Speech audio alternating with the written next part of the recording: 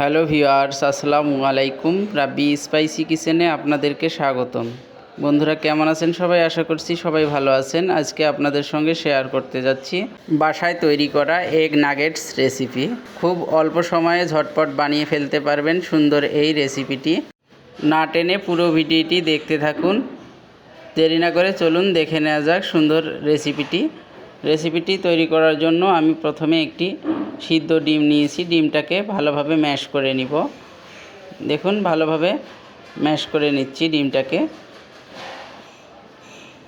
ডিমটা যখন ভালোভাবে ম্যাশ করে নেওয়া হয়ে যাবে, এর মধ্যে দিয়ে দিব আলু। রান্না করে নেওয়া এখানে তিন টুকরো আলু অ্যাড করে দিচ্ছি। দেখুন আপনারা সিদ্ধ করে নিয়েও আলুটা অ্যাড করে দিতে পারেন। আমি 3 টুকরো আলু দেওয়ার পর ভালোভাবে ডিমের সঙ্গে ম্যাশ করে নিচ্ছি। এরপরে এখানে সামান্য পরিমাণ চিকেন অ্যাড করব। চিকেনটা একেবারেই অপশনাল। দেখুন আমি চিকেন নিয়েছি 1 টুকরো, এর থেকে অল্প কিছুটা চিকেন এর মধ্যে অ্যাড করে দিচ্ছি। আপনারা চাইলে এটাকে স্কিপ করতে পারেন। দেখুন ডিম, আলু এবং চিকেনটাকে ম্যাশ করে নেওয়া হয়ে গেলে এর মধ্যে দিয়ে দিচ্ছি 1 চামচ বেকিং পাউডার দেওয়া হয়ে গেলে 1 স্লাইস ব্রেড নিয়েছি। ব্রেডটাকে ভালোভাবে ভিজিয়ে পানিগুলোকে চিপে নিচ্ছি। পানিগুলো ভালোভাবে চিপে নিতে হবে। চিপে নিয়ে এর মধ্যে অ্যাড করে দিচ্ছি। দেখুন ব্রেড অ্যাড করে দেওয়ার পর এরপরে আপনাদেরকে দেখিয়ে দিচ্ছি গুঁড়ো মশলাগুলো। এখানে নিয়েছি কাবাব মশলা, 31 আইটেমের সিক্রেট কাবাব মশলা নিয়েছি 1/2 চামচ, জিরা এবং ধনিয়ার গুঁড়া নিয়েছি 1/2 চামচ এবং গরম মশলার গুঁড়া নিয়েছি 1/2 চামচ। এখন সব গুঁড়া মশলাগুলো আমি অ্যাড করে দিব। না টেনে পুরো ভিডিওটি দেখতে থাকুন। 31 আইটেমের সিক্রেট কাবাব মশলা এবং গরম মশলার রেসিপি আমার চ্যানেলে দেওয়া আছে। এর লিঙ্কটা ডিসক্রিপশন বক্সে দিয়ে দিব, আপনারা দেখে নিন। দেখুন এখানে নিয়েছি 1/4 চামচ কালো গোলমরিচ গুঁড়ো, দিয়েছি মরিচ গুঁড়ো 1/2 চামচ এবং 1/2 চামচ পরিমাণ চিনি নিয়েছি। 3টি উপকরণ আবারও এর মধ্যে অ্যাড করে দিলাম। অ্যাড করে দেওয়ার পর এখানে অ্যাড করে দিব স্বাদ মতো লবণ। আপনারা স্বাদ অনুযায়ী লবণটা অ্যাড করে দিবেন। সমস্ত উপকরণ দেওয়া শেষ, ভালোভাবে মেখে নিতে হবে। দেখুন ভালোভাবে মেখে এখন আমি এগুলো কিছুক্ষণের জন্য রেখে দিব। চলে যাব পরবর্তী স্টেপে। দেখুন আমি এখানে একটি বাটির মধ্যে 1 চামচ ময়দা নিয়েছি। পরিমাণ মতো একটু পানি দিয়ে ভালোভাবে গুলিয়ে নিচ্ছি ময়দাটাকে। দেখুন ভালোভাবে গুলিয়ে নিতে হবে।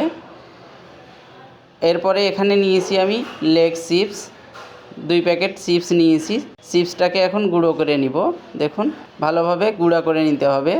আমি এখানে এই রেসিপিটি বানানোর জন্য চিপস নিয়েছি। আপনারা চাইলে ব্রেড ক্রাম অথবা টেম্পুরা দিয়েও করতে পারেন।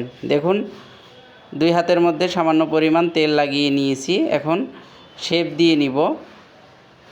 নাগেটসের শেপ আপনারা যে কোনো শেপ দিতে পারেন, গোল করেও দিতে পারেন। দেখুন আমি এভাবে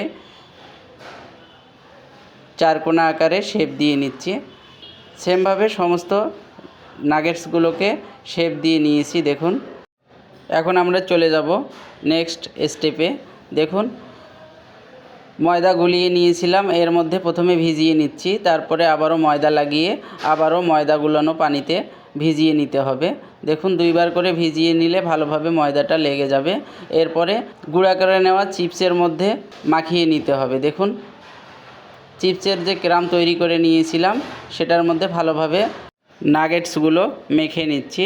দেখুন সেমভাবে ভালোভাবে ভিজিয়ে নিব এবং চিপসের ক্রামের মধ্যে ভালোভাবে লাগিয়ে নিব। দেখুন একে একে সমস্ত ক্রাম লাগানো শেষ। নাগেটসগুলো এখন ভেজে নেওয়ার পালা। চলুন এগুলো ভেজে নেওয়ার জন্য কড়াইয়ের মধ্যে তেল দিয়ে দিয়েছি। তেলটি হালকা গরম হয়ে আসলে এর মধ্যে একে একে নাগেটসগুলো আমি চতুর্দিকে ছেড়ে দিব। অবশ্যই খেয়াল রাখতে হবে নাগেটসগুলো প্রথমে হালকা আঁচে ছেড়ে দিতে হবে। পরবর্তী সময় আঁচটাকে একটু বাড়িয়ে ভালোভাবে নেড়েচেড়ে লাল লাল কালার হওয়া পর্যন্ত এভাবে নেড়েচেড়ে ভেজে নিতে হবে। দেখুন আস্তে আস্তে কালার চেঞ্জ হয়ে আসতেছে। দেখুন আলতোভাবে নেড়েচেড়ে দিচ্ছি, পারফেক্ট কালার চলে এসেছে। এখন এগুলোকে নামিয়ে নিব। দেখুন এখন নামিয়ে নেওয়ার পালা।